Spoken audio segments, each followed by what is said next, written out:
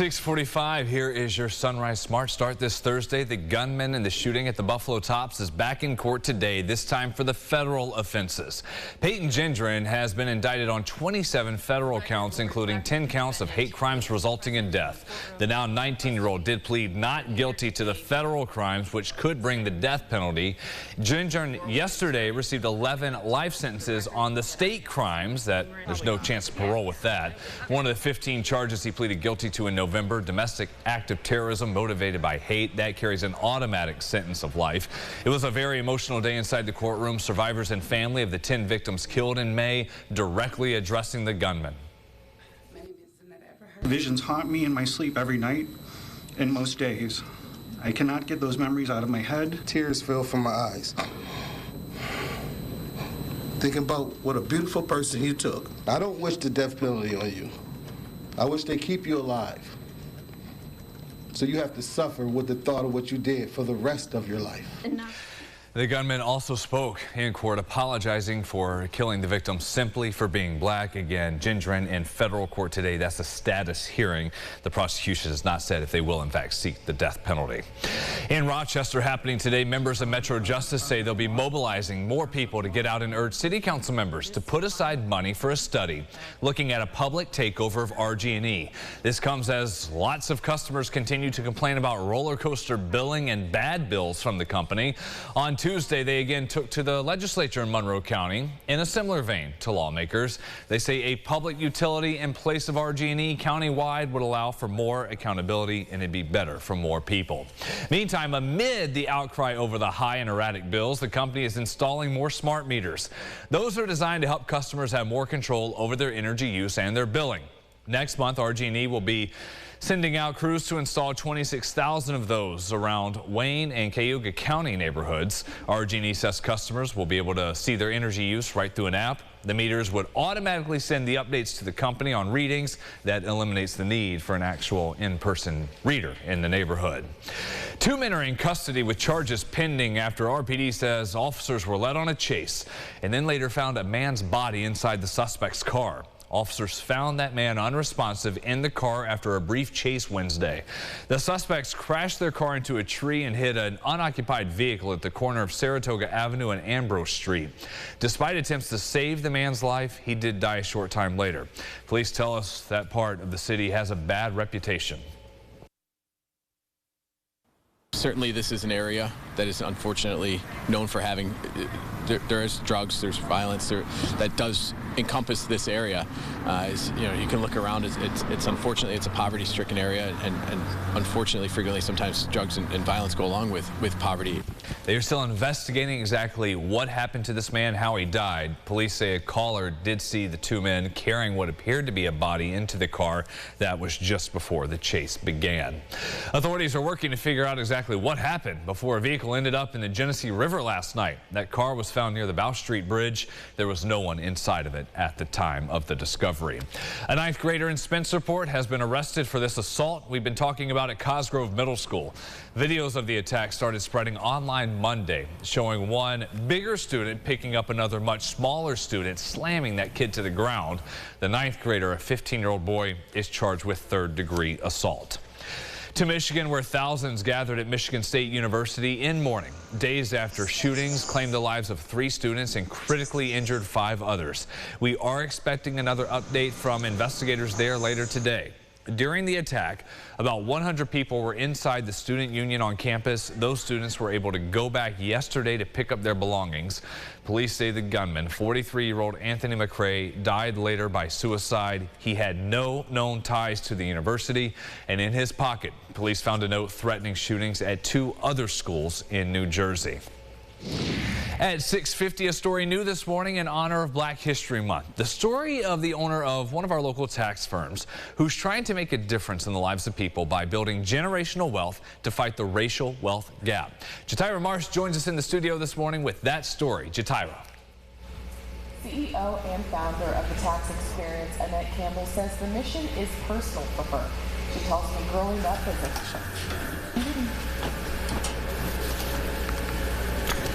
Apologies, have a little issue with Jatira's mic there. We are highlighting from Tax Experience, Annette Campbell. Here she is sharing some of her story. I also do a lot of speaking events, I do a lot of workshops, and even also helping my teens, right? So helping that next generation, making sure that they are financially equipped to just succeed and not make the same financial mistakes that their parents have made, that we all have made. Again, just to highlight her, Campbell grew up as a foster child, and she didn't have all the tools and understanding of financial literacy, how it worked. That's why she got into this business. She had a rough time in the pandemic. Now she is up and going. We're going to have her story posted on RochesterFirst.com today, as well as ways to get in contact with her coming up this tax season. All right, it is 42 degrees out at 6:51. We're going to bring in James Gilbert for another look at our weather now. Doing just fine this morning. We're not going to break a record today, though. No record, but it's tranquil out there. Cloudy skies. Got a little beam of light over Lake Ontario. You can see way off in the distance there, but that's about it. Sunrise in about 15 minutes or so. So it's not terrible. We won't see nearly as much sun as we had yesterday, but this morning walk, 40 degrees, warm start, cloudy skies. No chance for any, we would talk rain right now because temperatures are above freezing, but we will be talking chance for snow, maybe a little bit of accumulation as we get into your afternoon. We'll have a bus stop forecast as well as a last look at the 8-day at the end of the show. Brennan. All right, thank you, James. Sunrise traffic at 6:52. No new accidents to pass along. We did have that stolen car that almost hit a house earlier in the city around 4:30 this morning on Depew Street. Nothing other than that of note this morning.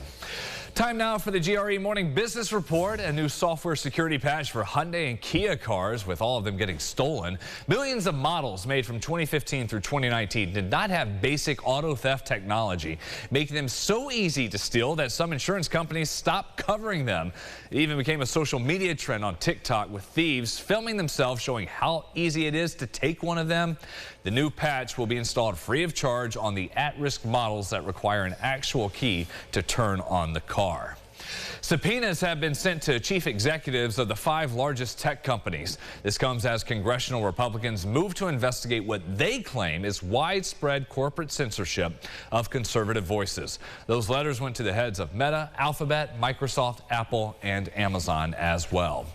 Looking ahead, the U.S. Air Force Thunderbirds will be here headlining the Rochester International Air Show later this summer. It's the team's 70th anniversary.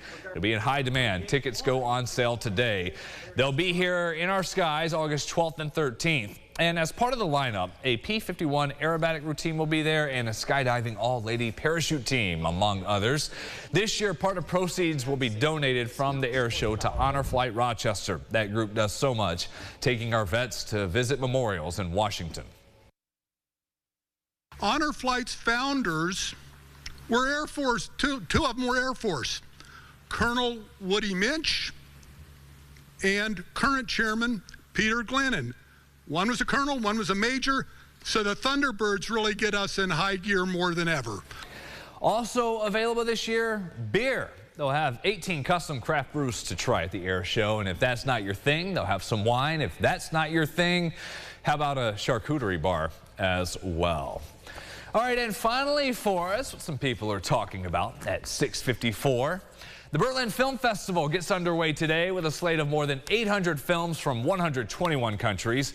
While movies from the Iranian and Russian governments are banned, Sean Penn's film Superpower about Ukrainian President Volodymyr Zelensky is among this year's big entries. Zelensky will also open the festival with a video message coming up. All right, our final look at the weather. So we've got, what, 2 days left for the kids before they have their winter break. Yes, right. Yeah. Probably cleaning up on some exams, I think. Yes. For a lot of kids, right? Writing those final essays they got to hand in before the long break ahead. Live camera view. This is over Canandaigua Lake. Not bad, mostly cloudy. We do see a little bit of brightening off in the distance, but that's about it. Bus stop forecast. We are around 40 right now. We'll be around 40 this afternoon. Just an isolated rain shower, but all the action happens overnight and then into your Friday morning. Starts off as rain. You see numbers drop into the 20s there. So we'll be tracking the chance for, I think, a little bit of ice, some freezing rain in the morning, some sleet as well, and then snow showers as we finish off Friday morning. Weekend looks pretty good Saturday and Sunday. numbers in the mid-40s. Now, Brennan, I don't, always plug our show.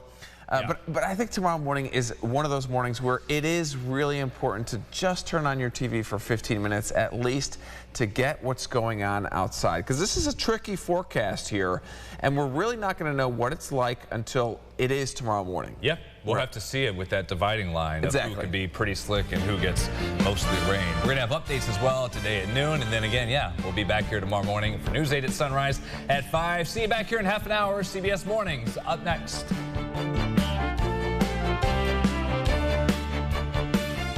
Follow News 8 wherever you are on RochesterFirst.com, Facebook, Twitter, and on our app for news and weather.